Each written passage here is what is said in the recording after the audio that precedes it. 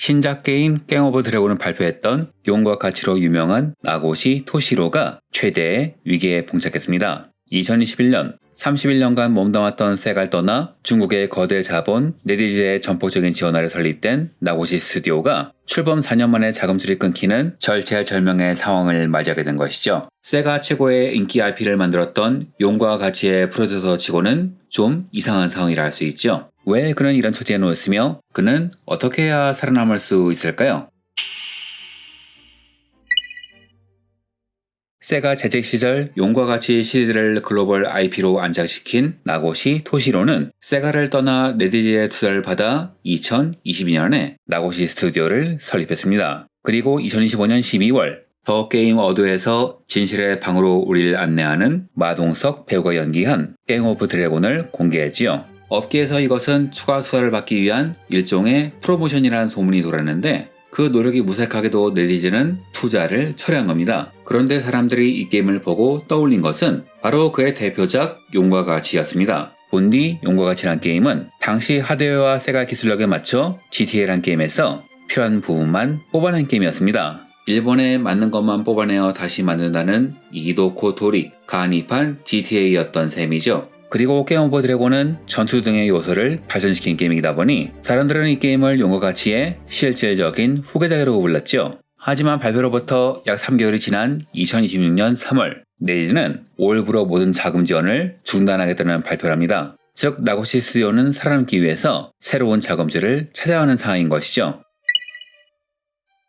우선 예전 영상에서 설명한 네디즈의 상황에 대해서 간단히 설명드리자면 2025년 스퀘어 에닉스 출신의 개발자 이치무라 류세로가 폭로 영상에서 일본의 크리에이터에게 투자를 하던 네디즈가 일본 개발사에 관련된 투자를 전면 철회하고 있다는 폭로를 했죠. 그 중엔 나고시 스튜디오도 끼어 있었습니다. 그럼 네디즈의 철수 이유는 뭐냐? 그 이유는 꽤 복합적입니다. 첫째, 중국 정부의 정책 전환. 중국은 게임에 대한 규제가 강했죠. 그래서 그 규제를 벗어나서 일본에 투자를 한 것이지만 2024년에 발매된 검은 신화 50이 전 세계적으로 히트를 하자 중국 관영 매체의 그 시간은 물론 외교부 대변인까지 언급하면서 게임 산업에 대한 정책적 기조가 바뀌기 시작합니다. 게임 산업에 대한 엄격한 규제를 조용히 철회하고 국내 투자를 장려하기 시작했지요. 둘째, 제작 비용. 이치무라 신 폭로 영상에서 일본의 크리에이터의 연봉은 타국에 비해 낮다고 말합니다. 심지어 한국보다 말이죠. 이게 텐센트, 네디즈 등이 해외 투자를 결정한 이유일 텐데 텐센트가 이미 제작된 게임을 사들였다면 네디즈는 아무런 기반이 없는 유명 크리에이터의 창업부터 지원하는지라 인건비 부담이 더 클 수밖에 없어요. 그런데 중국 내에 투자 환경이 좋아졌다면 더 이상 일본 크리에이터에게 매달릴 필요가 없지요. 일본 크리에이터의 인건비가 낮아봤자 중국인보단 비쌀 테고 아무래도 일을 하려면 언어와 문화가 같은 중국의 인력들이 더 나을 테니까요. 셋째, 사업 재점검. 아마 중국 내 환경이 바뀌었다는 이유만으로 해외 투자를 철수하진 않았을 겁니다. 다만 수익성을 재검토할 필요는 있겠죠. 이런 요인이 겹쳐지며 네이즈는 방만한 해외 확장을 멈추고 중국 국내 시장 중심의 도메스틱 전략으로 선회하며 리스크가 큰 일본의 프로젝트를 정리하고 있는 것입니다. 이번 사태는 단순히 나고시 개인의 문제가 아니라 일본 스타 크리에이터들에게 주어졌던 묻지마 투자 시대가 막을 내렸음을 시사합니다. 거대 자본이 창작자 개인의 이름값에 기대어 리스크를 무시하던 단계에서 벗어나 철저한 성과 지표와 재무적 타당성을 따지는 리스크 관리의 대상이 되었음을 말하죠. 그리고 냉정히 말하면 현재 나고시 스튜디오는 사실상 리스크입니다. 게임 오브 드래곤은 계속 돈을 빨아들이지만 성과는 장담할 수 없는 블랙홀 프로젝트거든요. 이유가 뭐냐? 나고시 스튜디오는 지난 4년간 이미 약 80억 원의 예산을 소진했습니다. 하지만 전체 공정은 50%에 불과했고 이에 네디즈의 게임 완성을 위해서 추가로 70억 원을 더 요구했다고 하죠. 단 우선 말씀드릴 것은 이 금액은 당사자가 직접 밝힌 금액이 아니라는 겁니다. 기존 제작 비용 80억엔은 캡콤 출신이었던 오카모토 요시키 유튜브에서 추가 비용 70억엔은 블룸버그의 보도인이 사실관계한 다를 수가 있지요. 다만 이 둘이 아무 근거 없이 수치를 냈을 거란 생각은 들지 않으므로 일단은 이 금액을 바탕으로 이야기해보겠습니다. 우선 일본 게임 시장에서 80억엔이라는 금액은 캡콤, 고나미, 남코 등의 AAA 게임 제작비에 준하는 금액입니다. 엄밀히 말하면 신규 회사에겐 어림도 없는 금액이죠. 즉 신규 회사가 이 정도의 예산을 쓸 수 있던 배경은 오로지 용과 가치의 나고시 토시로란 이름덕이었을 겁니다. 문제는 4년간 80억원을 들였음에도 불구하고 현재 게임의 제작은 50%만 되어 있다는 것이죠. 여기서 수익성의 문제가 발생합니다. 만약 이 게임을 패키지로 팔 경우 DLC가 일체 없다고 가정하면 플랫폼 수수료를 감안하면 게임 가격을 $70로 잡아도 약 214만 장, 여기에 마케팅비, 판매비를 포함하면 최소 400만 장은 팔아야 합니다. 문제는 이 금액을 들여서 수익을 낼 수 있냐는 것이죠. 2020년 이후 400만 장 이상 팔린 일본 게임은 포켓몬스터, 마리오 카트, 스플래툰 3, 엘든링, 그리고 몬스터헌터 정도이며 용과 같이 시리즈의 경우에는 제일 잘 팔린 8편의 판매고가 현재까지 약 130만 장 정도입니다. 즉 레디드 입장에선 이 게임에 70억을 더 투자해서 400만 장을 팔 수 있다는 확신이 없었다는 것이죠. 만약 저 80억이라는 금액이 정확하다면 레디드가 기대한 것은 약 200만 장 팔리는 정도의 게임이었다는 겁니다. 즉 현재 상황에선 게임의 실패가 너무 자명한 상황.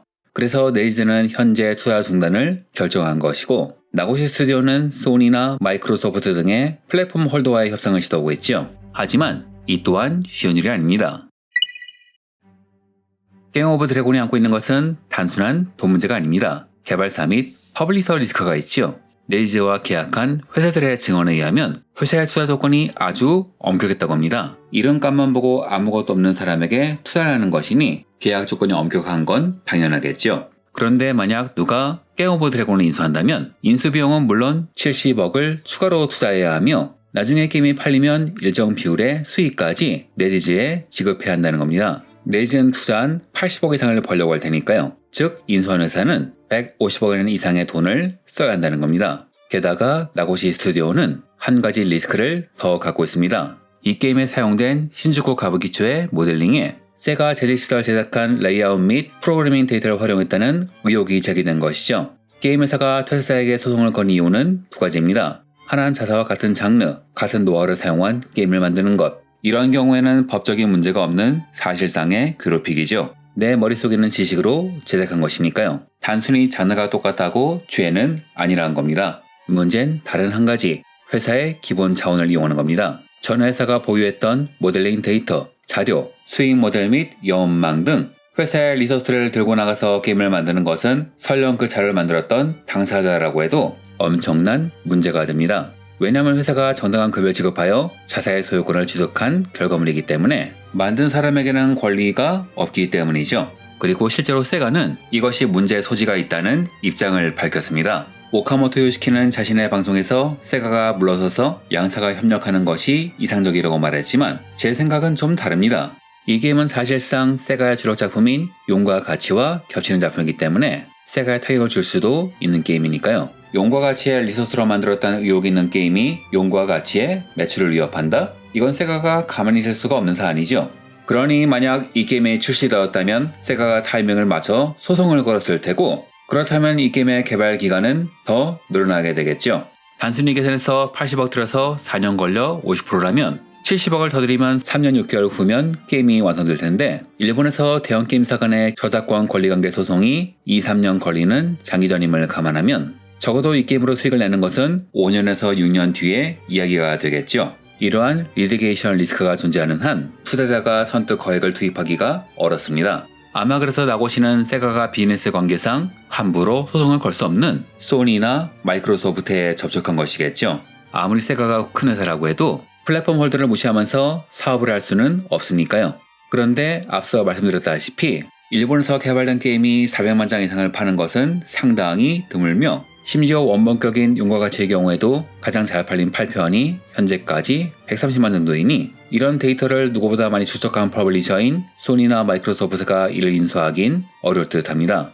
그렇다면 스튜디오를 세가에 매각하는 건 어떨까요? 이 경우 법적 리스크가 한 번에 사라지죠. 하지만 이 또한 어렵습니다. 오카모토 요시키는 레디드가 포기한 권리를 자협상하면 20억엔에서 30억엔의 추가 투자만으로 AAA 게임을 확보할 수 있다고 말하지만 그렇다면 단순 계산만으로도 50억엔을 로열티로 회수해야 할 텐데 로열티율은 AAA 타이틀 기준 통산 판매가의 10%에서 15%니 게임을 $70에 발매해도 약 333만 장을 팔아야 하는 등 허들이 더 높아져 버리죠. 게임업계의 거정과 의견이 달라서 조심스럽긴 하지만 저는 그래서 20억엔에서 30억엔에 파는 건 어렵다고 보고요. 계산해보면 로열티율을 약 15%로 잡아도 약 57.5억엔에는 매각을 해야 할 겁니다. 그것도 게임이 $70에 팔린다는 전제야 말이죠. 문제는 내리즈의 의사는 둘째치고 용과같이 에이스는 나고시 없이도 130만 장을 팔았다는 거죠. 즉 이는 시리즈의 성공이 특정 개인이 아닌 용과같이 스튜디오라는 시스템과 IP 자체의 힘이라는 이야기인데, 이런 상황에서 세가는 굳이 나고시와 그를 따라간 인력을 인수할 이유가 없습니다. 게다가 소문에만 재택시나 퇴사할 때 기존 임원 및 경영진과 충돌이 있었다고 하니 안정된 경영을 위해서 받아들이지 않는 것이 맞겠죠. 그렇다면 남은 길은 단 하나, 나고시 스튜디오가 앞으로의 급여, 이익률을 크게 포기하고 프로젝트를 세가에 넘기는 겁니다. 아마 오카모토 씨가 말한 절충안의 속뜻은 이것이 아닌가 싶어요. 문제는 나고시 씨가 이를 용납할 수 있느냐 하지만요. 결론부터 말씀드리자면 현 시점에서 나고시 스튜디오가 할 수 있는 일은 프로젝트 폐기가 고작입니다. 프로젝트 자체의 리스크가 너무 많으며 수익성도 현재 게임 시장으로 밀어볼 때 불투명하죠. 그나마 남은 길은 나고시 스튜디오의 이익을 최대한 줄이고 자존심을 죽이고 세가와 접촉하여 프로젝트만이라도 지키는 법적 합의 전략이 현실적이겠지만, 사실 비즈니스는 돈 이전의 감정이기도 하니 이렇게 풀리는 건 아무래도 어렵지 않을까요? 명색이 전 사장이었던 사람이 굽히고 들어가야 하는 것이니까요. 그렇다면 이 사건이 시사하는 것은 무엇이냐? 나고시 스튜디오의 현 상황은 사실상 크리에이터 시대의 종말이라고 봐도 좋을 겁니다. 한때 일본의 게임은 세계를 선도했고 미야모토 시게루, 코지마 히데오, 미야자키 히데사카 등의 크리에이터는 일본 게임의 위상을 전 세계에 드높였죠. 하지만 일본의 크리에이터는 뛰어날지언정 일본의 모든 크리에이터가 뛰어난 것은 절대 아닙니다. 롱맨의 아버지 이나우나 케이지는 킥스타터로 마이티 넘버 9을 제작했지만 정작 나온 작품은 평범하다는 평가를 받는데 그쳐버렸고, 후속작인 레드 애쉬는 크라우드 펀딩마저 실패했으며, 마찬가지로 마이크로소프트는 일본의 크리에이터 카미에데이키에게 직접 투자했지만 스케일 바운드는 2017년에 제작이 취소되어 버렸죠. 이 외에도 잘 찾아보면 회사에서 잘 나갔던 크리에이터가 독립해서 힘을 못 쓰는 경우가 많습니다. 지금은 점점 늘어나고 있고요. 오히려 성공한 이가가 희귀한 경우죠. 80년대에서 90년대 몇 명의 게임을 만들던 시절엔 크리에이터의 브랜드가 곧 실력이었을지 몰라도 대형 퍼블리셔 소속일 때의 성과는 힘과 예산, 그리고 IP의 덕분인 경우가 더 많습니다. 즉 크리에이터의 진짜 역량은 독립부 조직을 구성하고 운영하는 능력에 있으며, 현재 크리에이터에게 중요한 것은 창의성이 아니라 자신의 창의성과 구성을 구현하기 위한 철저한 예산 관리와 재무적 타당성이라고 할 수 있겠죠. 이젠 크리에이터의 명성, 화려한 트레일러는 먹히지 않습니다. 오히려 게임 개발에 막대한 예산이 필요한 지금, 일본 게임 산업의 독립 스튜디오 모델이 자본의 논의가 강조된 요즘 비즈니스에서 어떻게 생존할 수 있는지 되짚어봐야 할 시기가 아닌가 싶네요. 그게 장기적으로 크리에이터가 살아남는 길이기도 하며 이게 꼭 일본 크리에이터만의 문제는 아닐지도 모르겠습니다. 지식에서 얻은 인사이트를 말하는 지식공장, 이번 영상은 여기서 마치겠습니다. 감사합니다.